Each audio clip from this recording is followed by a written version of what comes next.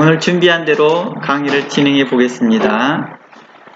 일반적으로 전도를 사람들을 교회에 데려오는 것으로 말하는데요. 넓은 의미에서는 맞습니다. 근데 본질적인 의미에서는 전도라는 의미는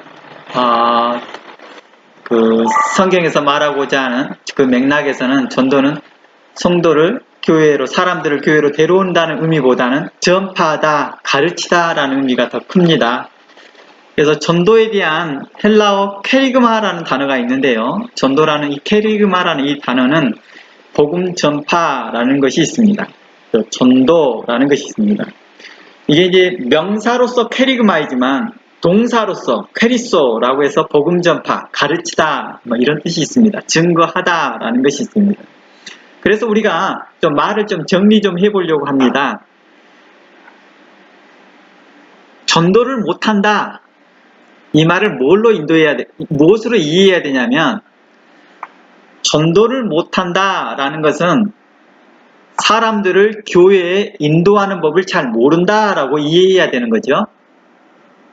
나는 믿음이 있는데, 아니면 나는 교회를 오래 다녔는데 전도를 한 사람도 못했어요. 이 말은 이렇게 이해해야 되는 거죠. 나는 신앙생활 한 지는 오래되었지만 다른 사람들을 교회로 인도하지 못했어요.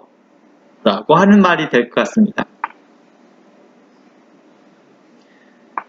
어떤 사람도 이렇게 말합니다. 전도의 비결을 가르쳐준다. 일명 고구마 전도, 이런 것들 있죠. 전도왕, 이런 말들을 쓰잖아요. 실은 이런 전도왕, 또 고구마 전도, 이렇게 전도법 가르쳐줄게요. 이런 것들은 솔직히 성경에서 말하는 것과 좀 맥락이 좀 다른 것입니다. 달란트와 같은 거예요. 달란트도 사용의 용례가 우리가 자주 잘못되어져 사용되고 있지만, 물론 무슨 의도에서 하려고 하는 것은 압니다. 그런데 성경에서 말하려고 하는 의도와 좀 벗어나 있다는 것이죠. 전도도 그렇습니다. 전도도 성경에서 말하려고 하는 의도보다는 우리가 의도하고자 하는 말에 더 큰 의미를 두고 있다는 것이죠. 그 전도라는 의도가 뭐냐? 사람들을 교회에 데려오는 것이라는 개념이 더 크죠. 그런 개념에서 전도를 많이 쓰거든요. 그런데 성경에서는 그런 의미보다는 가르치다, 증거하다, 이런 의미를 가르치고 있습니다. 말하고 있습니다. 그래서 전도의 비결을 가르쳐 주세요 라고 하는 것은요, 정확하게 보면은 이렇게 이해해야 되겠죠. 어떻게 사람들을 교회로 데려올 수 있습니까? 이런 의도인 거죠. 이런 의도에서 말하는 것이죠. 그러니까 전도의 비결을 가르쳐 주세요라는 말을 이렇게 이해해야 되는 것입니다. 교회로 사람들을 데려오는 것을 가르쳐 주세요. 어떤 방법인지. 그런데 이러한 것들은 성경적에서 말을 하고 있느냐? 그닥 많은 말을 하지 않고 있습니다. 크게 넓은 의미에서 전도회라는 개념에서는 그걸 말을 해요. 그러나 좀 더 맥락적인 의미에서 전도라는 그 용어가 사용된 맥락에서는 그런 의미를 많이 사용하지 않고 있습니다. 그냥 가르치다라는 것이죠. 다시 말해서 말씀을 전달하는 법을 가르쳐 주세요라는 말이 돼요. 원래는요. 전도의 비결을 가르쳐 주세요라는 것은요, 말씀을 체계적으로 전달하는 법을 가르쳐 주세요라는 것이죠. 이것은 어디에서 배워요? 신학교에서 설교학이나 성교학을 통해서 배우는 거잖아요. 특히 이게 설교학이라고 봐야겠죠. 설교학이나 성경 해석학에서 우리가 이걸 배우는 거죠. 그러니까 전도의 비결을 가르쳐 달라라는 말은 그런 의미로 이해해야 됩니다. 설교학 또는 성경 해석학이라는 관점에서 이해해야 되겠죠. 그걸 가르쳐 주세요라고 봐야 된다는 것입니다. 어떤 사람은 저는 전도를 한 사람도 못했습니다 라고 하는 말도 같은 의미죠. 전도를 한 사람도 못했어요 라고 말하는 것은 교회로 한 사람도 데려오지 못했습니다 라는 것이지, 그렇게 이해해야 된다는 것입니다. 성경에서 그러한 그것을 말하는 전도를 하나님께서, 예수님께서 우리에게 명하신 그 전도를 내가 한 사람도 못했다라는 개념하고는 좀 거리가 먼 내용이죠.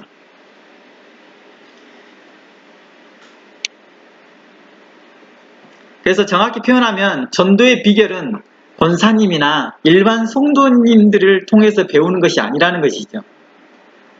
전도의 비결은요, 도리어 훌륭한 목회자와 또 성경 해석자들을 통해서 배워야 되는 것이죠. 훌륭한 성경 설교자들을 통하여서요, 그 설교의 패턴과 그 설교의 가치관과 그 설교의 의미들을 파악해내가면서 자신도 그분의 설교와 같이 따라가는 것이죠. 사도 바울의 가르침을 잘 배웠던 디모데는 에베소 교회를 담임하면서 그런 것들을 잘 적용해 나간다는 것이죠. 다른 제자들이 다 그러한 것들처럼 말입니다. 그래서 이렇게 말을 할 수는 있겠죠. 만약에 어떤 권사님이나 어떤 성도님들이 전도의 비결을 가르쳐 줄게요 라고 한다는 것은 이렇게 말하는 거죠. 어떻게 그 사람들을 효과적으로 교회에 데려올 것인지에 대한 것을 배우는 거겠죠.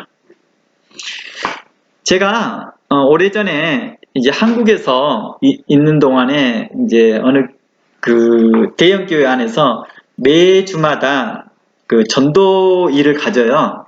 그런데 그중에서 한 전도사님이 굉장히 독특한 전도법을 가지고 있습니다. 제가 말하는 이 전도법은 제가 성경에서 말하는 전도법이 아닙니다. 우리가 일상적으로 사용된 교회에서 용례로 사용되고 있는 그 전도를 말하는 게 교회로 사람을 데려오는 법을 말하는 것입니다. 그 전도하는 법이 특이합니다. 그분은요, 매주마다 평균적으로 1.5명을 데려와요. 1.5명. 이게 굉장히 많은 사람을 데려오는 거죠. 매주마다 새로운 사람을요, 1명이나 2명, 많게는 3명을 데려옵니다. 그분이 이러한 비결들이 뭔가라고 다른 사람들이 배우고 싶어 합니다.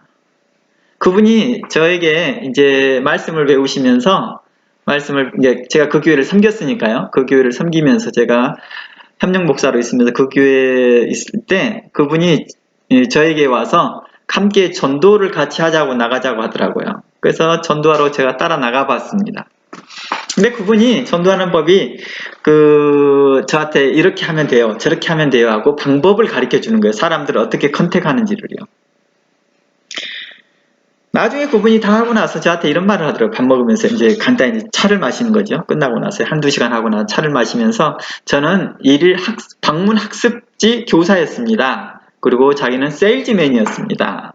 세일즈 하는 사람이었던 거예요. 그때 그 아파트 문을 열고 문을 딱 열면 제일 먼저 하는 행위가 왼발을 문 열었던 그 틈 사이에 문과 문 열었던 그 사이에 딱 발을 내민다는 것입니다. 그래서 상대방으로 문을 못 닫게끔 한다는 것이고, 그리고 계속 주저주저 말을 연결해서 질문을 한다는 것입니다. 근데 그 방법을 정말 계속해서 쓰더라고요. 문제는 제가 이렇게 말을 했어요. 아무튼 제가 그분이 그렇게 많은 사람을 데려오는 것에 대해서 그분이 이제 저에게 와 성경을 배우겠다고 할 때 전도에 대해서 이제 가르쳐 주면서 이렇게 말을 했습니다. 우리가 많은 사람을 데려오면 뭐합니까? 그 사람들을 데려오는 것에 대하여서 전도라고 생각하고 그것이 하나님 나라의 상급이 많다라고 착각하고 있는 이것은 잘못된 생각입니다. 그것은 당신이 그 사람을 데려왔지만 전혀 복음에 대해서 가르치지 못하고 나가는 사람이 교회가 더 많다는 걸 아세요? 이 교회에 일주일에 평균적으로 1명이나 1.5명이 들어오는데 도리어 교회에서 분쟁과 다툼을 해서 지금 나가고 있는 성도들이 얼마나 많습니까? 지금 나가고 있는 성도들이 너무나 많습니다. 근데 교회 안에 있는 성도들에게 대해서 복음을 증거하지 못하고 도리어 밖에 나가서 데려오기만 하면 뭐합니까? 라고 하는 것에 대해서 그분에게 대해서 이야기를 했습니다. 그분은 전도사이기 때문에 제가 그분에게 그런 이야기를 꺼냈어요. 이러한 일들을 이제 당신은 해야 될 일은 말씀을 연구하는 일입니다. 라고 이제 설명한 적이 있습니다. 제가 오늘 나누려는 내용이 좀 더 많다 보니까 중간에서 제 이야기는 좀 빼고요. 성경 이야기를 더 꺼내보겠습니다. 전도는요, 성경에서는 복음 전파, 천국 복음 전파라는 의미로 사용되고 있습니다. 가르치다, 말씀을 전파하다 라는 것입니다. 이것을 좀 함축적으로 잘 설명한 곳이 마태복음 28장 19절입니다. 마태복음 28장 19절에서 20절을 보면 그러므로 너희는 가서 모든 족속으로 제자를 삼아 아버지와 아들과 성령의 이름으로 세례를 주고 내가 너희에게 분부한 모든 것을 가르쳐 지키게 하라. 볼지어다 내가 세상 끝날까지 너희와 항상 함께 있으리라 하시니라. 이곳에서요, 제자를 만들라는 것은요, 가르치고 훈련시키라는 의미겠죠. 가르치고 훈련시키라는 것입니다. 그러니까 이곳에서 제자를 삼아라는 것을 우리가 일상적으로 사용되어 있는 전도라고 우리는 착각하고 있는 거예요. 사람만 데려오면 되는 것이라고 착각하고 있는 거예요. 그러지는 않습니다. 여기에서 말하는 전도는 제자를 만들라는 것이고, 제자를 만들라는 것은 그들을 가르치고 훈련시키라는 것입니다. 사실 그리스도의 제자로 만든다는 것은요, 하나님의 말씀으로 그를 양육한다는 개념이 더 크겠죠. 예, 그러므로 성도들은요, 말씀을 가르치는 자를 통하여서 말씀을 듣고 이해하고 순종하는 태도를 배우게 되는 것입니다.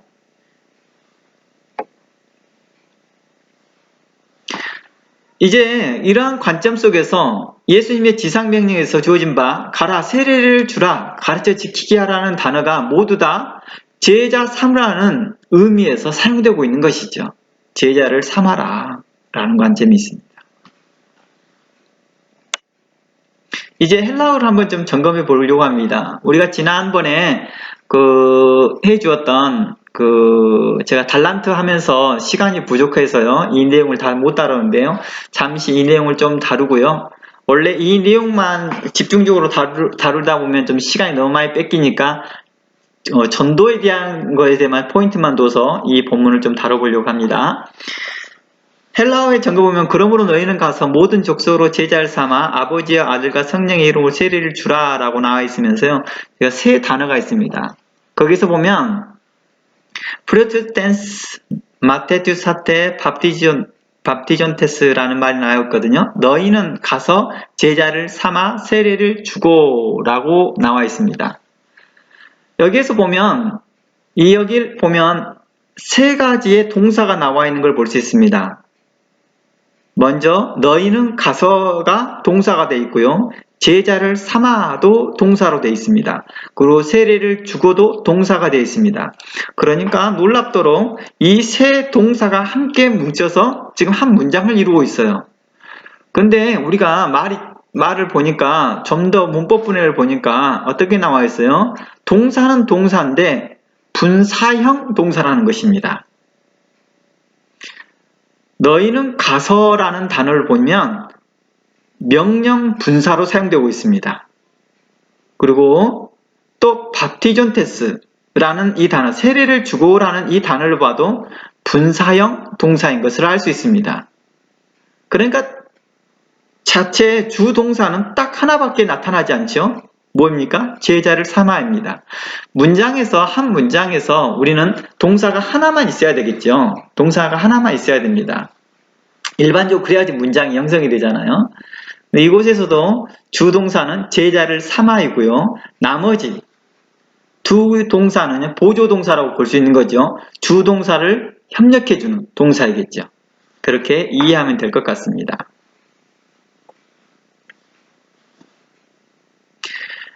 그래서 가라, 제자를 여기서 가라와 세례를 주라는 분사형이 되어주고 제자를 삼아라가 주동사가 된다는 것입니다.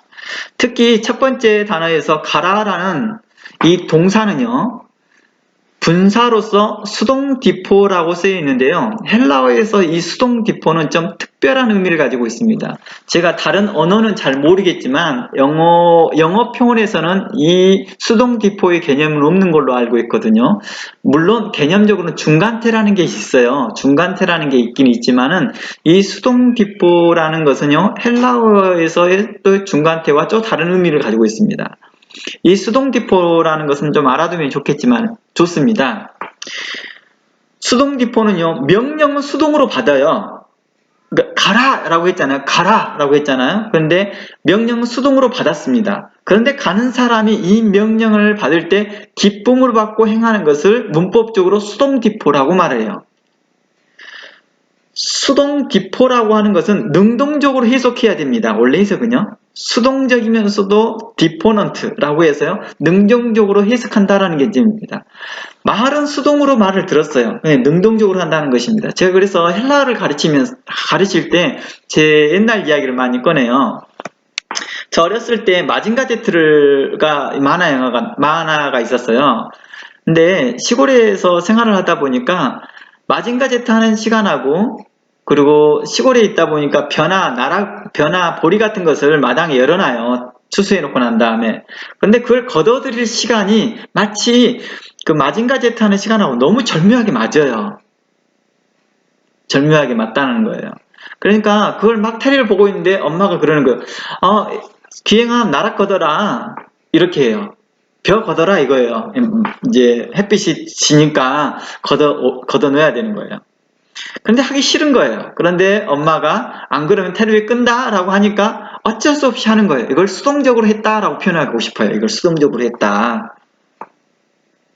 그런데요, 내가 이제 시간이 많이 흐르다 보니까 이제 마징가 제트를 안 봐도 될 만한 나이가 된 거예요. 고등학생이 되니까요.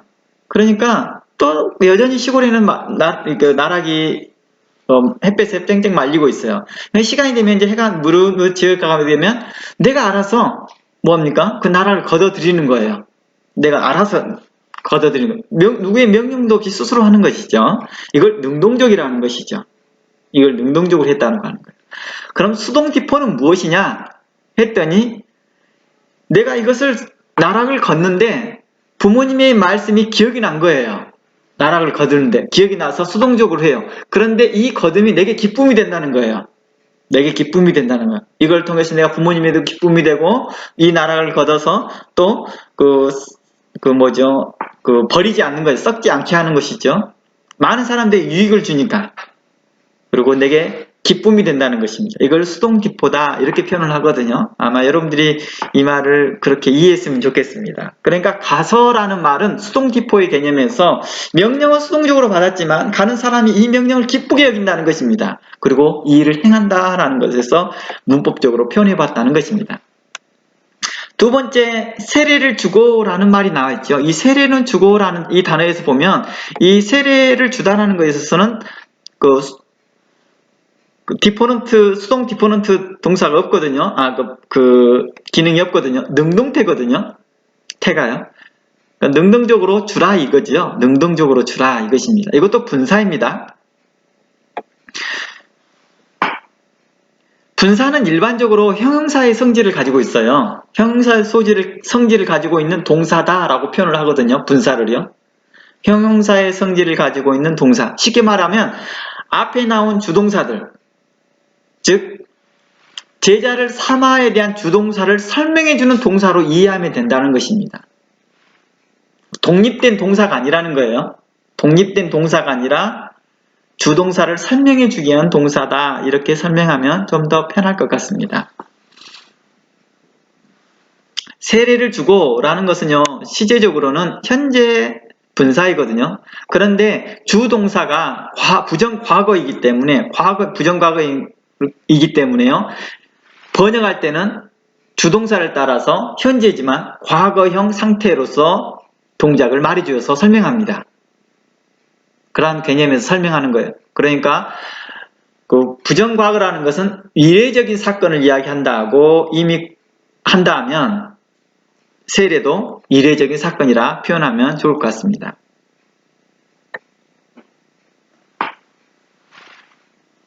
그러므로 주된 사역이 어떤 것입니까? 가라! 선교지로 가라! 사역지로 가라는 것이 주된 사역이 아닌 거지요. 어느 지역으로 가라! 라는 게 아닙니다. 제가 부르심에 대해서 이야기 나눌 때 이런 개념을 이야기했습니다. 사도 바울이 자신이 어느 선교지를 가야 될지, 동쪽으로 가야 할지, 남쪽으로 가야 할지, 서쪽으로 가야 될지를 고민하지 않았다는 것입니다. 그것 때문에 기도하지 않았다는 것입니다. 이게 하나님의 부르심입니까? 이게 하나님의 뜻입니까? 라고 그렇지 않았다는 것입니다.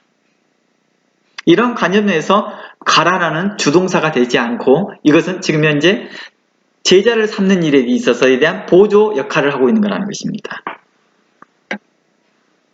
그래서 주된 사역이 선교지나 사역지로 가는 것이 아니거나 또 세례를 주는 것이 아니라 제자를 삼는 것이 주된 명령인 것이죠. 그러니까 예수님께서 주된 명령은 뭐였습니까? 제자를 삼는 것입니다. 어떻게요? 어떻게 제자를 삼느냐라고 했더니 그 다음 거 넘겨보세요.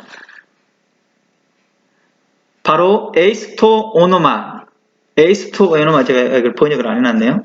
이것은 곧 그 이름 안에서 투스 페트로스, 아버지의 이름으로 카이투휴, 아들과 카이투 하기우 푸뉴마토스, 거룩한 성령이라고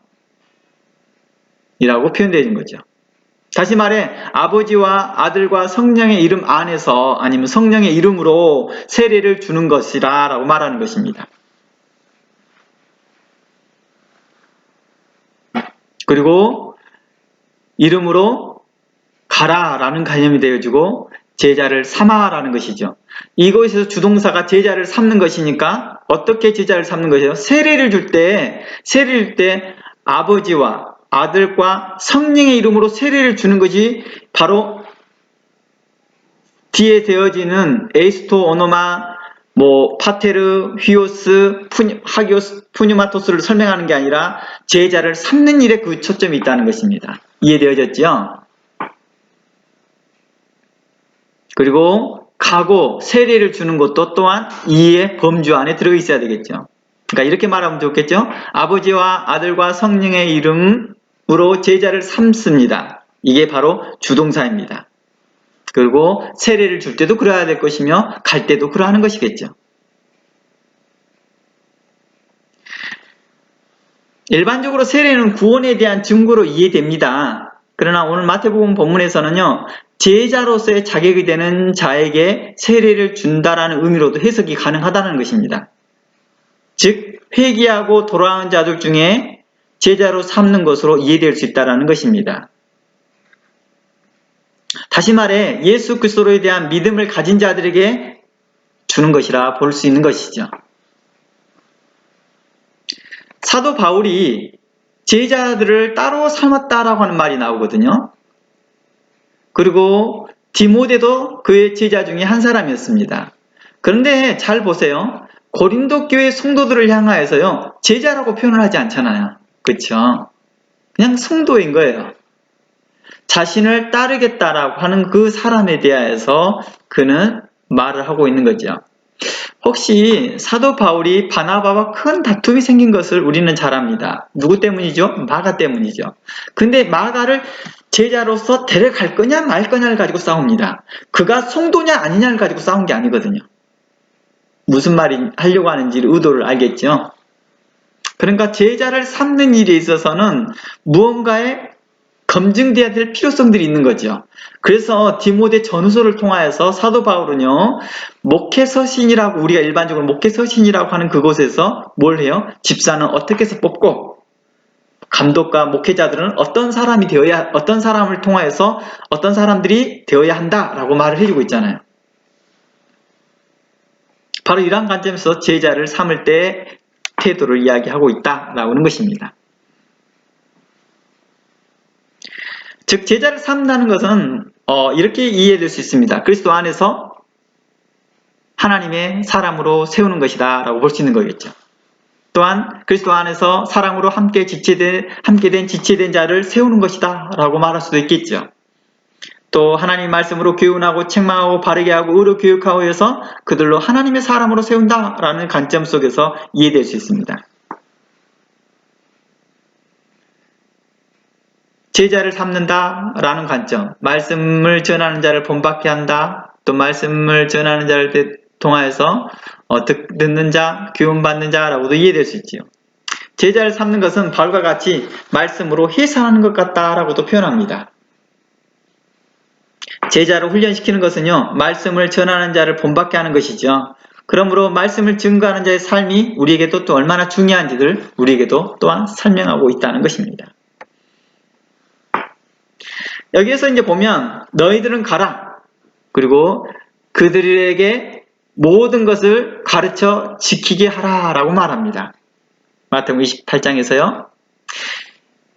여기서 본문에서 내가 너희들에게 명령한 만큼 뭐 하라고요? 가르치라고 말합니다. 명령한 만큼 가르치고 지키게 하라고 말합니다. 이는 뭘 의미하고 있어요? 이는 마치 지난주에 살펴봤던 달란트 비유와 같습니다. 달란트를 맡긴 만큼, 받은 만큼 사역하라는 것이죠. 마땅히 생각할 이상의 생각을 품지 말고 겸손과 충성된 마음으로 하라는 뜻입니다. 사도 베드로는 이런 말을 했어요. 사도 바울이 써놨던 서신들 중에서 듣기에 어려운 것이 있다, 솔직히. 그런데 어떤 사람들이 그걸 억지로 풀려다가 망하는 자들이 있다, 이렇게 말을 해요. 사도 바울에게는 그만한 달란트가 있어서 그것을 써놨고 그것을 이해할 수 있지만 어떤 사람은 이해할 수 없어 라고 사도 베드로도 이야기했고 사도 바울도 또한 그 이야기를 하고 있다는 것입니다. 어떤 말씀은 다른 사람들은 이해하나 어떤 사람은 이해하지 못해 라고도 말을 합니다. 그것을 의의 말씀이라고도 설명했죠. 우리가 가르칠 때 주께서 우리에게 명하시고 부탁하신 만큼 하면 된다는 것입니다. 마치 달란트 1달란트를 받았던 2달란트를 받았던 5달란트를 받았던 자신에게 맡겨진 만큼 그걸 최선을 다하는 것이죠. 그 마땅히 생각할 이상을 품지 않는 것이 우리에게 중요한 태도인 것 같습니다. 또 하나는 이 말씀은 또 이렇게도 이해될 수 있습니다. 명령한 만큼 뭐하라? 가르치라고 하는 것은 우리 주께서 부탁하신 그 말씀이 거기서 더하거나 빼지 말라는 말씀이겠지요. 하나님의 말씀을 사람의 계명으로 바꾸어 가르치지 말라는 뜻도 되겠죠. 하나님의 말씀을 더하기 빼기 하는 것을 하나님께서는 싫어하신다라고 말하는 것입니다. 하나님의 말씀을 사람의 계명으로 가르치는 것을 더하기 빼기 했다라고 표현하고 있는 것이겠죠. 즉 이렇게 하나님의 말씀을 더하기 빼기 하는 것은 듣는 자도 망하게 하지만 실상 자신도 망하더라는 것이죠. 요한계시록에 보면 요한계시록 이제 성경을 이제 찾아볼게요. 요한계시록을 보면 22장을 한번 들어가 볼게요. 우리가 잘 알고 있는 내용입니다. 요한계시록 22장 18절에 보면 내가 이 책의 예언의 말씀을 듣는 각인에게 증거하노니 만일 누구든지 이것들 외에 더하면 하나님이 이 책에 기록된 재앙들을 그에게 더하실 터이요. 만일 누구든지 이 책의 예언의 말씀에서 제하여 버리면 하나님이 이 책에 기록된 생명나무와 거룩한 성의 참회함을 제하여 버릴 것이다 라고 말하죠. 이곳에서 보면 이 책에 예언된 말씀들을 이야기하면서 이 책을 가감하지 말라고 말합니다. 이곳에서 보면 요한계시록에 그 예언된 말씀만 하나, 증거된 말씀만 하나 라고도 이해될 수 있겠죠. 그런데 신명기에서 이와 같은 말씀을 합니다. 신명기 4장 1절 가봅니다. 신명기의 말씀을 보면 이 성경 전체구나 라는 것을 쉽게 이해할 수 있습니다. 4장 1절 가볼게요. 이스라엘아, 이제 내가 너희에게 가르치는 규례와 법도를 듣고 준행하라. 그리하면 너희가 살 것이요 너희의 열조의 하나님 여호와께서 너희에게 주시는 땅에 들어가서 그것을 얻게 되리라. 내가 너희에게 명하는 말을 너희는 가감하지 말고 내가 너희에게 명하는 너희 하나님 여호와의 명령을 지키라 라고 말합니다. 여기서 보면 가감하지 말라, 빼거나 더하지 말라 이 말이죠. 하나님 말씀을 해요. 내가 너희에게 명하는 말을 너희는 가감하지 말라. 자기에게 맞도록 자의적으로 해석하지 말라는 뜻이 되겠죠. 또한 이거에 대해서 사람의 계명으로 이해하거나 사람의 계명으로 가르치지 말라는 의미도 되겠죠. 3절 여호와께서 바알부올의 일을 인하여 행하신 바를 너희가 묵도하였거니와 바알부올을 좇는 모든 사람을 너희 하나님 여호와께서 너희 중에서 진멸하였다. 이 바알부올이라는 것에 대해서는 지금 말씀을 가감한 결과로 이해되로 설명하고 있는 거죠. 오직 너희의 하나님 여호와께서부터 떠나지 않은 너희는 오늘까지 다 생존하였느니라. 여호와께 붙어있다라는 것은 말씀을 가감하지 않았다는 뜻이 되겠죠. 내가 나의 하나님 여호와의 명하신 대로 규례와 법도를 너희에게 가르쳤나니 너희는 너희로 들어가서 기업으로 얻을 땅에서 그대로 행하게 하려 함이라. 너희는 지켜 행하라. 그리하면 하면 열국 앞에서 너희의 지혜요 너희의 지식이라. 그들이 이 모든 규례를 듣고 이르기를 이 큰 나라 사람은 과연 지혜와 지식이 있는 백성이로다 할 것이다 합니다. 그러면 이곳에서 말합니다. 6절 말 너희는 지켜 행하라. 그리하면 열국 앞에서 너희의 지혜요 너희의 지식이니라. 뭐가요? 말씀을 가감하지 아니하고 지켜 행하는 것을 그들에게 대하여 지혜요 지식이라고 말합니다. 이것을 가감하지 않는다라는 말을 잠언서에서는 이렇게 말합니다. 하나님을 경외하는 것이다 라고 말하고 표현하고 있거든요. 하나님을 경외함이 바로 모든 지혜와 지식의 근본이다 라고도 표현하고 있는 것과 같은 맥락에서 설명되었습니다. 우리가 지난주에도 살펴봤지만 마가복음서에서 말씀과 같이 하나님의 말씀을 사람의 계명으로 가르치는 때에 결국에는 그 결과물이 뭘 얻게 해요? 백성들이 하나님을 외식되게 경배하더라는 것이죠. 그러니까 결국에는 그 책망이 가르치는 자에게도 책망이 있고 그렇게 경배하여서 하나님의 말씀을 사람의 계명으로 따라가는 자들에게 대하여서도 함께 뭐 했더라? 심판하실 것을 말하고 있더라는 것입니다. 그러므로 전도란 무엇일까? 라고 할 때 그 전도는 이렇게 되어지는 거죠. 하나님의 말씀을 그대로 증거하는 것입니다. 가감하지 않고 증거하는 것입니다. 왜곡하지 않고 증거하는 것이고 사람의 계명으로 가르치지 아니하고 의와 진실과 성실함으로 말씀을 가르치는 것을 전도라고도 이해되어질 수 있습니다. 우리가 전도를 하였는데 전도라고 하였고 그 사람에게 말씀을 가르쳤어요. 자, 신천지에서 전도라는 용어를 쓸 때 그들이 독특한 표현 중에서 추수꾼이라는 말을 씁니다. 추수꾼들이 전도한다고 하죠. 그 전도해 온다고 하죠. 근데 그 전도해 온 사람들이 서로 사랑하나요? 안 하나요? 엄청 사랑하죠. 엄청 사랑해요. 엄청 서로 아껴주고 직업도 구해주기도 하고 서로 간에 돌봐주기도 한다는 것입니다. 그러니까 하나님께서는 그 전도를 칭찬할까요? 아니죠. 하나님의 말씀을 사람의 계명으로 또 거짓된 복음으로 가르친다라는 것입니다. 결국 사람을 우상화시키기 시작하고 어떤 지역을 성역화시켜서 자신들만이 구원이 있다라고 하게 합니다. 거짓된 복음으로요. 그러니까 전도는 무엇이냐라고 했을 때 그 개념이 분명코 하나님의 말씀을 가감하지 않고 증거하는 것을 전도라고 표현해야 되겠죠. 전도는 정확하게 성경 문맥에서는 말씀을 가르치다 라는 의미를 가지고 있습니다. 그래서 퀘리그마라는 이 전도라는 명사를 한번 몇 군데를 찾아볼게요. 마태복음 12장 41절입니다. 지금 현재 찾아보는 것은 퀘리그마, 전도에 대한 명사를 지금 찾아보고 있습니다. 마태복음 12장 41절.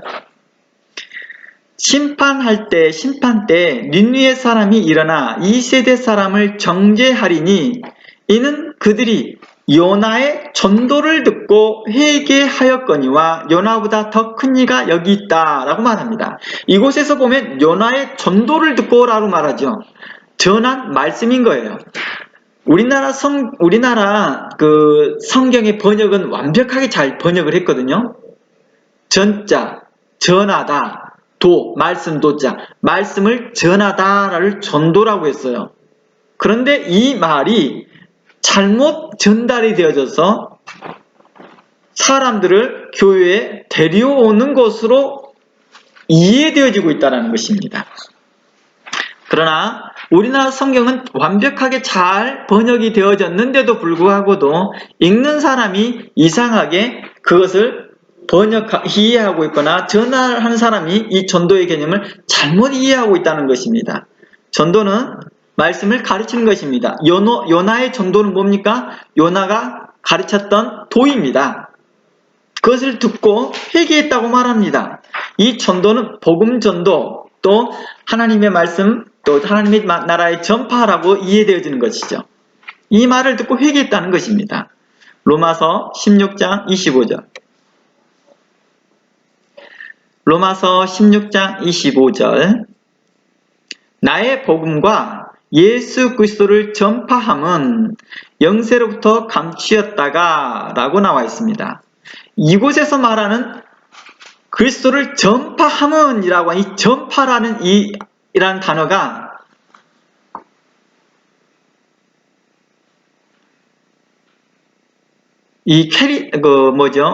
전도라는 것입니다. 그리스도를 전도함은 이란 뜻이에요. 동사가 아니라 전파함은이라고 나와 있는 이 단어가 명사로서 전도함은 영세부터 감추었다가 라고 나와 있는 것입니다. 고린도전서 15장 14절 말씀 가봅니다.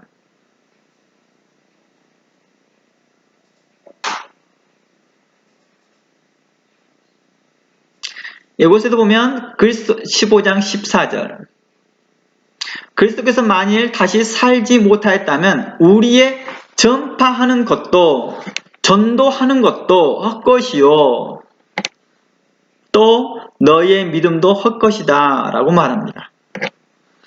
그리스도께서 부활하지 않았다면 우리의 증거가 헛것이다 라는 것입니다. 그래서 기독교는 부활의 신앙이라고 말을 하잖아요. 부활의 신앙. 고린도전서 1장 21절 하나님의 지혜에 있어서는 이 세상이 자기 지혜로 하나님을 알지 못하는 거로 하나님께서 전도에 미련한 것으로 믿는 자들을 구원하시기를 기뻐했다라고 말합니다. 이곳에서 전도에 미련한 것 할 때 이 전도도 또한 캐리그마라는 명사를 쓰고 있습니다. 이 명사든 동사든 크게 의미는 없어요. 명사를 동사화 이해해도 돼요. 그리고 동사를 명사화해서 이해해도 되고요. 그래서 동사냐 명사냐 이게 큰 의미는 없습니다. 둘 다 지금 전파하다 또 전도 이런 단어들이 다 똑같이 복음을 증거하다라는 의미를 가지고 있지 데려오다, 교회로 데려오다라는 개념은 많이 없다라는 것입니다.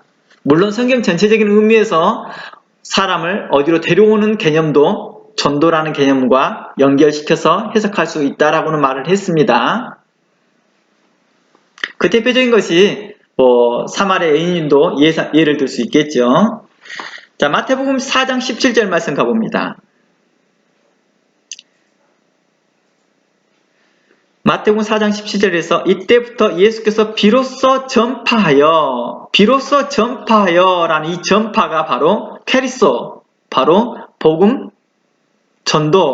전도하여라는 말이에요. 그러니까 말 그대로 동사로 쓰인다면 전도하여, 전파하여가 아니라 전도하여 가라사대 회개하라, 천국이 가까이 왔다. 그러니까 요나의 말을 한번 적용해 볼게요. 요나의 전도를 듣고라고 말하는 거니까 요나가 전도했던 것이 회개하라 이거였겠죠. 회개하라. 하나님의 심판이 가까이 왔다라고 말하는 것이죠. 마태복음 23장입니다.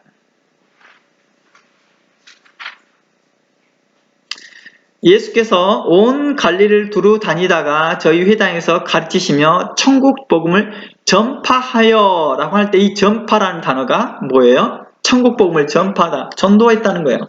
백성 중에 모든 병과 약한 것을 고치셨다라고 표현합니다. 고린도전서 1장 17절 가봅니다. 고린도전서 1장 17절입니다. 이 보면 그리스도께서 나를 보내심은 세례를 주게 하려 하심이 아니요 라고 말합니다. 아까 좀 전에 마태복음 28장을 두고 있을 때 그 세례가 주동사가 되지 않는 이유도 여기에 있겠죠. 이 그리스도께서 우리가 세례가 주동사였다면 세례 주는 것을 위해서 보냈겠죠. 그러니까 회개케 하는 복음을 전한다는 개념에서 이해될 수는 있겠지만 세례가 주된 일이 아니라는 걸 말하고 있다는 것이죠. 그리스도께서 나를 보내시면 세례를 주려 하심이 아니요 오직 복음을 전하게 캐리소 전파하게 하려 함이라 복음을 전도하게 하려 하심이라 이 말입니다. 이는 말의 지혜로 하지 아니함은 그리스도의 십자가가 헛되지 않게 하려 함이니라. 십자가의 도가 멸망하는 자들에게는 미련한 것이요 구원을 얻는 우리에게는 하나님의 능력이다 라고 말합니다.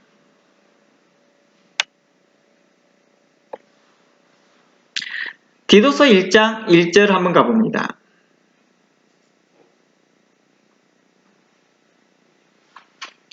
하나님의 종이요 예수 그리스도의 사도인 바울 곧 나의 사도된 것은 하나님의 택하신 자들의 믿음과 경건함 속에 속한 진리의 지식과 영생의 소망을 인함이라. 이 영생은 거짓이 없으신 하나님이 영원한 때 전부터 약속하신 것인데 자기 때에 자기의 말씀을 전도로 나타내었으니 이 전도는 우리 구주 하나님의 명대로 내게 맡기신 것이니라. 전도는 하나님의 명대로 내게 맡기신 것이니라. 라고 되어져 있잖아요. 그러니까 전도는 내가 증거하는, 가르치는 이 말이 되는 거겠죠. 가르치는, 내가 전파하는 복음, 뭐 이렇게도 되어지겠죠. 그것은 아버지께서, 하나님 아버지께서 내게 맡기신 것이라 라는 것입니다. 이게 달란트죠. 디모데 후서 4장 17절.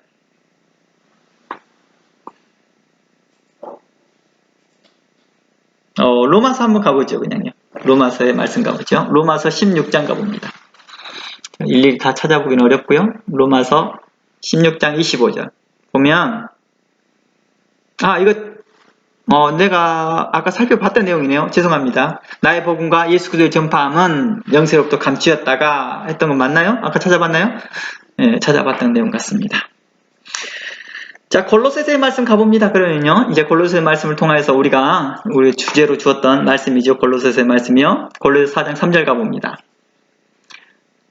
골로새 4장 3절에 보면, 또한 우리를 위하여 기도하되 하나님이 전도할 문을 우리에게 열어 주사 그리스도의 비밀을 말하게 하시기를 구하라. 내가 이것을 인하여 매임을 당하였노라 라고 있습니다.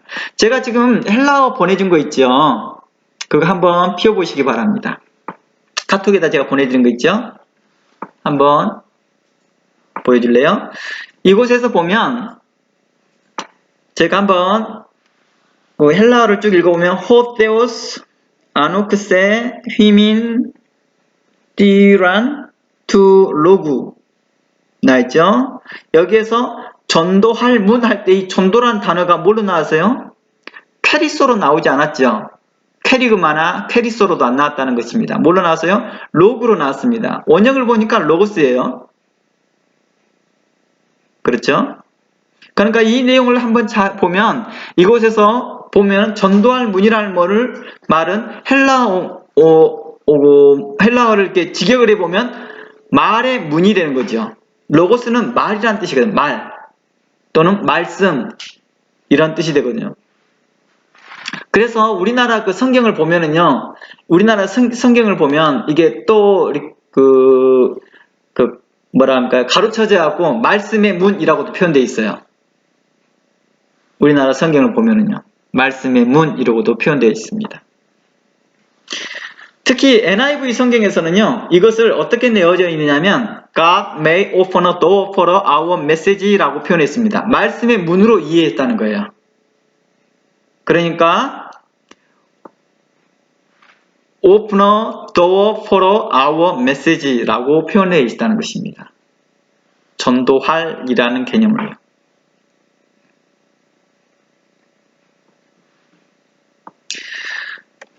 그래서 이 본문이요, 어떤 저서가들은 이 본문을 바로 에베소 6장 19절과 의미를 같이 해서 설명하기도 해요. 그래서 저는 그것에 함께 어그리합니다. 에베소 6장 19절 한번 가볼까요? 에베소 6장 19절이요.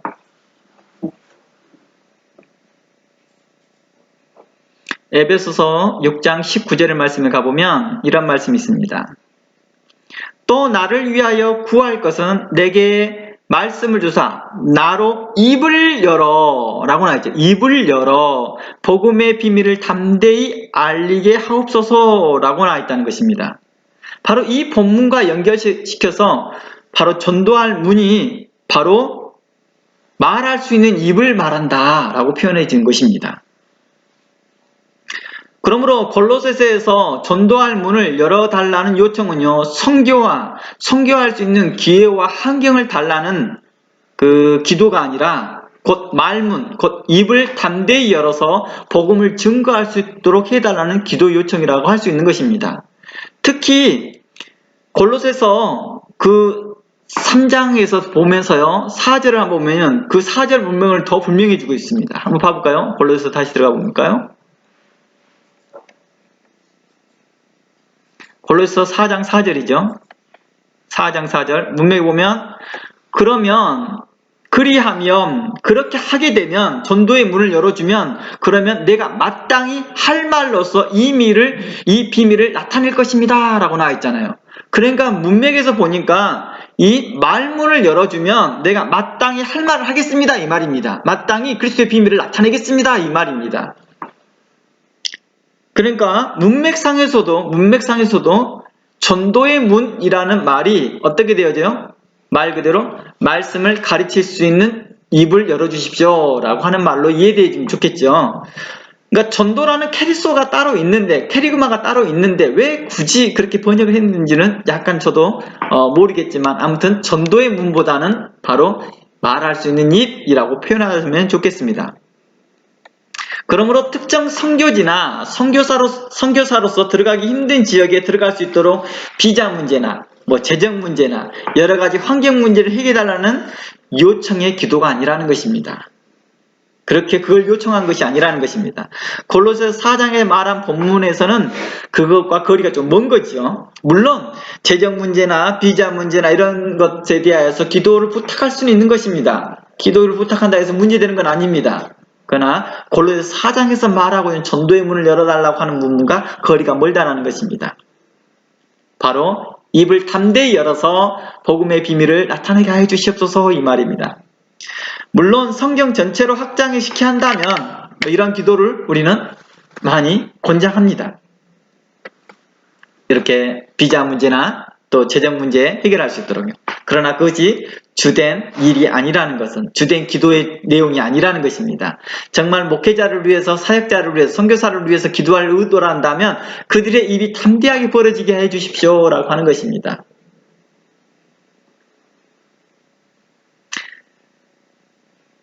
우리가 참으로 선교지에 가서요, 사람들이 이 말을 담대히 못 하더라고요. 복음의 비밀을 담대히 전하지 못하는 것들을 종종 보지 않습니까? 현장은 같습니다. 그러나 입이 다물어집니다.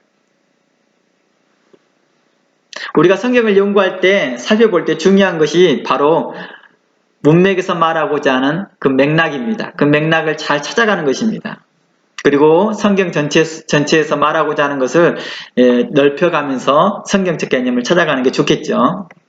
성경은 우리의 기도 가운데 말씀 전하는 자들에 대한 기도를 요청합니다. 그쵸?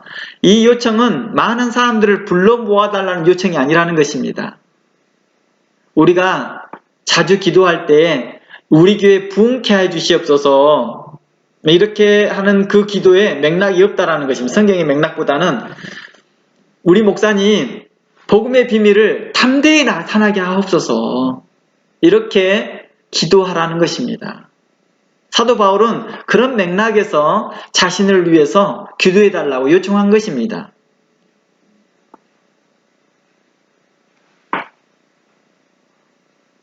에베소 6장 18절 다시 한번 가볼게요. 에베소 6장 18절 말씀해 보면 아까 좀 전에 찾아봤지만 다시 한번 찾아볼게요. 모든 기도와 간구로 하되 무시로 성령 안에서 기도하고 이를 위하여 깨어 구하기를 항상 힘쓰며 라고 나와 있습니다. 그러면서 성도를 위하여 구하고 또 나를 위하여 구할 것은 이제 사도 바울이 자신을 위해서 구해야 될 것, 기도해 줄 것을 말해줍니다. 내게 말씀을 주사. 내게 말씀을 누가 줍니까? 하나님이 아까 준다고 말했잖아요. 하나님 맡겨주신다고 그랬잖아요. 그 말씀을 주사 나로 입을 벌려, 그 맡겨진 말씀을 입을 벌려 복음의 비밀을 담대히 알게 해달라고 하는 그 기도를 요청한 것입니다. 이 일을 위하여 내가 쇠사슬의 메인 사신이 된 것은 나로 이 일에 당연히 할 말을 당연히 해야 될 말들, 당연히 해야 될 말은 뭐예요? 맡겨진 말씀인 거죠. 맡겨진 말씀들을 당연히라는 것은 가감하지 않고 라는 의미가 되겠죠. 가감하지 않고 내가 담대히 말하게 하옵소서. 내가 이렇게 말하는 것에 대하여서 당신들이 나를 위해서 이걸 기도 좀 해줄래? 이렇게 말하는 것입니다. 나 이것을 간절히 기도를 요청합니다. 이것이죠. 그러니까 우리가 다른 사람들한테 목회자가 또 선교사가 다른 사람들에게 성도들에게 기도 요청을 할 때 이 맥락을 가지고 기도 요청을 해야 된다는 것입니다. 이런 맥락 안에서요. 그리고 다른 분들도 나를 위해서 기도하는 것 내용에 대해서도 이런 맥락에서 기도해 주기를 가르쳐 줘야 되고요. 즉 입을 벌려 달라는 표현인 것이죠. 담대히 입을 벌려 달라는 것이죠.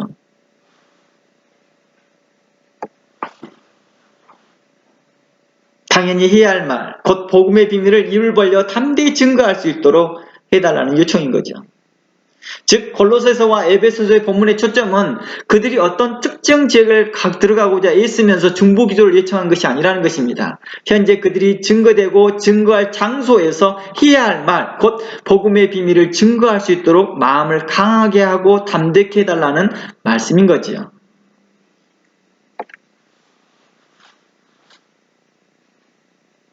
그래서 본문의 초점에서 우리는 자세히 살펴보는 것들이 특정 지역을 들어가지 못해 복음을 증거하려는데 들어가지 못해서 문을 열어달라는 요청의 기도보다는 현장에서 마땅히 해야 될 말, 성령의 도우심을 받도록 기도를 요청하는 것입니다. 성령이 우리를 인도해 주시고 그 말씀을 담대히 증거케 해 주십시오. 우리는 이렇게 생각해요. 우리는 쉽게 이렇게 생각할 수 있습니다. 아니, 사도 바울은 복음을 증거할 때 말문이 막히지 않았을 것인데? 이렇게 생각할 것입니다. 근데 사도 바울은 자신의 말문이 담대히 터질 수 있도록, 담대히 말할 수 있도록 요청했다는 것입니다. 우리가 그런 사례들을 한번 볼까요? 요셉은요, 꿈으로 인해서 엄청 분노한 왕의 앞에 섭니다. 당시에 이 꿈을 해석하지 못하여서 왕은 누구들을 죽입니까? 사람들을 막 죽입니다. 다니엘도 마찬가지였죠. 그런데 그 꿈을 해석하기 위해서 왕 앞에 섭니다. 실상 이 일이 쉬운 일 같죠? 쉽지 않습니다. 굉장히 어려운 일이거든요. 저도 늘 설교를 하고 늘 성경을 가르치지만은요, 늘 설교하고 성경을 가르치지만 정말 많은 사람들 앞에서 설교할 때요, 나도 모르게 두렵더라고요. 하물며 이런 새로운 장소에 또 자기를 위협하는 장소에 있어서 어떨까라는 생각을 해보시길 바랍니다. 모세, 아론은 어땠습니까? 애굽에 있는 장로들 앞에서, 애굽 바로 왕 앞에서, 그들의 신하 앞에서 그들은 담대히 말했다는 것입니다. 다니엘과 그 세 친구들, 식사 문제로 사자굴에 던져지는 상황에서도, 풀무불에 던져지는 상황에서도 그들은 담대히 말했다는 것입니다. 에스더는 어땠습니까? 왕의 법도를 어기고 왕 앞에 설 때에 그는 두려운 마음에서 그의 입을 열 때에 그는 지혜롭게, 의롭게 담대히 입을 벌렸다는 것입니다. 베드로와 요한은 어땠습니까? 예루살렘 성전 안에서요, 있었던 일들이 있었습니다. 그리고 그는 간원에 잡히게 됩니다. 예루살렘 성전에 잡혀서 간원에 서게 됩니다. 공회에 섰을 때 그는 어떻게 합니까? 그들은 담대히 말합니다. 스데반은 어땠습니까? 말씀을 증거할 때 그들이 격분하고 있는 그 유대인들, 돌을 들고 자기를 고치려고 하는 그들 앞에서 그는 끝까지 하나님 나라를 증거합니다. 바울은 어땠습니까? 로마 황제 앞에서, 또 많은 로마의 관료들 앞에서 자기를 잡아서 죽일 수도 있고 풀어줄 수 있는 그 고난을 가진 자들 앞에서 그 입이 담대히 열려 있었더라는 것입니다. 또한 많은 이방 종교인들과의 싸우면서 그 입은 위축하지 않았다는 것입니다. 하나님께 간구하였고 성령의 인도함 받기를 바랬던 거겠죠. 바울은 그리스도의 비밀인 천국 복음을 증거하는데 어떠한 유혹과 압박감이나 큰 의미 없을 거라고 생각하지만 그렇지 않았다는 것입니다. 그는 계속해서 그 말문이 막히지 않도록, 내가 복음에 타협하지 않도록, 복음으로 인해서 내 마음이 다른 일과 타협하지 않도록 계속 중보 기도를 요청했다는 것입니다. 에베소서 관찰해 보면 담대히라는 단어를 통해서 발견할 수 있듯이 우리가 말씀을 나타낼 때 우리 마음이 담대해야 되는 것입니다. 우리가 건조한 지식을 전달하는 것이 아니라 우리의 능동적이고 우리가 살아있는 그 하나님 말씀을 간증이며 내게 나타내는 것입니다. 지식을 전달하는 것도 아니기 때문이죠. 어떤 상황에서도 해야 할 말을 담대히 할 수 있도록 믿음을 달라는 요청이 기도였던 거죠. 결국에는 입을 열어달라는 것은 믿음의 요청이었던 것이죠. 내가 믿음을 잃지 아니하고 담대히 믿음으로 그것을 외치고 증거할 수 있는 것을 달라는 그 기도의 요청이었던 거죠. 우리는 그리스도의 복음을 증거할 때 매 순간 믿음이 필요하다는 것을 우리는 이 시간을 통해서 발견하게 됩니다. 믿음은 하나님과의 매 순간 신뢰관계에 형성되어 있어야 하며 이런 관계는 형성되는 것도 말씀과 기도로서 우리에게 형성이 되더라는 것입니다. 말씀을 증거하는 자가 말씀과 믿음으로 하나 되지 않고서는 그 말씀을 담대히 증거할 수 없다는 것입니다. 단 그렇게 되어지지 않는다면 우리는 하나의 지식의 통로만 되는 거죠. 그 입을 통하여서 전달의 통로만 될 수는 있겠죠. 그러다 보니까 쓰이고 버림을 당하는 경우가 있다는 것입니다. 그래서 그들의 대상이 누구였습니까? 예수님께서 바리새인들에게 말합니다. 바리새인들에게 뭐라고 말합니까? 바리새인들을 향하여 하는 말이 있습니다. 백성들에게요. 백성들아, 바리새인들이 하는 말들은 듣고 행하라. 왜요? 맞는 말을 하니까요. 그러나 그 행위는 본받지 말라고 말합니다. 왜 그래요? 말은 맞으나 그 행위와 그 삶이 그와 일치되지 않았기 때문이죠. 믿음이 일치되지 않았다는 것입니다. 행위와 일치되지 않았다는 것은 그 믿음이 일치되지 않았다는 뜻을 말하고 있습니다. 바로 이러한 부분들을 성경은 이야기하고 있습니다. 사도행전에서 우리가 볼 수 있는 베드로의 모습, 베드로와 요한을 바라볼 수 있는 것들이 그렇습니다. 사도행전 3장부터 연결되어지지만 4장으로 넘어가 보면 바로 성전 미문에 앉아있는 안진뱅이를 일으키고 난 후에 바로 사도 베드로는 요한은 이제 공회에 잡히게 됩니다. 4장 1절부터 보면 사도들이 백성에게 말할 때 제사장과 성전 맡은 자 사두개인들이 이르되 백성을 가르침과 예수를 들어 죽은 자 가운데 부활의 도를 전함을 싫어합니다. 저희를 잡음에 날이 이미 저문 고로 이튿날까지 가두어 두었으나 말씀을 들은 사람들 중에 믿는 자가 많으니 남자의 수가 5천 되었다고 말합니다. 7절 사도들 가운데 세우고 묻되 가로되 너희가 무슨 권세로 너희 이름으로 이 일을 행하느냐 라고 말합니다. 이에 베드로가 성령이 충만하여 뭐가 충만하여? 성령이 충만하여 라고 말합니다. 이 말을 에베소서나 골로새서에서는 사도 바울이 요청한 것입니다. 나로 성령이 충만케 하도록 나로 성령이 충만케 되도록 하나님께 구해라. 이 말을 이렇게 말해준 거예요. 이 말문이 열리도록 담대히 입을 벌려 복음의 비밀을 나타낼 수 있도록 이렇게 표현해 준 것이죠. 충만하여 가로되 백성의 간원과 장로들아 만일 병인이 행한 착한 일에 대하여 병인에 대하여 착한 일은 뭐예요? 안진병인을 일으킨 사건이잖아요. 이 일을 착한 일에 대하여 이 사람이 어떻게 구원하느냐고 오늘 우리에게 질문하면 너희와 모든 이스라엘 백성들을 알라. 너희가 십자가에 못 박고 하나님이 죽은 자 가운데서 살리신 나사렛 예수 그리스도 이름으로 이 사람이 강건하여 되었다. 너희 앞에 섰다. 이 말 한 줄이 당시에는요 사형감이었습니다. 당시에는 사형감이에요. 본래요 십자가에서 죽으신 분이 누구예요? 예수님이요. 이분은 뭐 때문에 돌아갔어요? 바로 그 공회에서 재판에서 범죄가 있다라고 결론이 내렸잖아요. 근데 그 범죄자인 예수님의 말씀을 따라서 그 도를 따라서 지금 가르치고 있으니까요. 그리고 그 행위를 본받고 있으면서 뭐라고 말합니까? 이제 그분이 부활하셨대요. 그러니 이 상황은 그들이 간원에 잡혀 들어갈 수 있는 감옥에 들어갈 수 있는 그런 충분한 상황인데도 그들은 입을 담대히 엽니다. 십자가에 못 박혀 하나님이 죽은 자 가운데서 살아나신 나사렛 예수의 이름으로 이 사람이 강건케 되었다. 잘 보세요. 예수님이 죽은 자 가운데서 살아났다라고 하죠. 근데 여기에서 누구가 여기에 나와 있어요? 사두개인들은 뭘 믿지 않아요? 부활을 믿지 않잖아요. 이 사두개인들이 누구예요? 이 대제사장들 아니에요. 제사장들의 그룹들이 사두개인들이잖아요. 가운데 살아나신 나사렛 예수의 이름으로 이 사람이 강건하게 되었다. 이 말을 담대히 입을 열어서 증거하고 있다. 이것을 전도라고 말하는 거예요. 전도요. 이 예수는 너희 건축자에 버린 돌이다 라고 말합니다.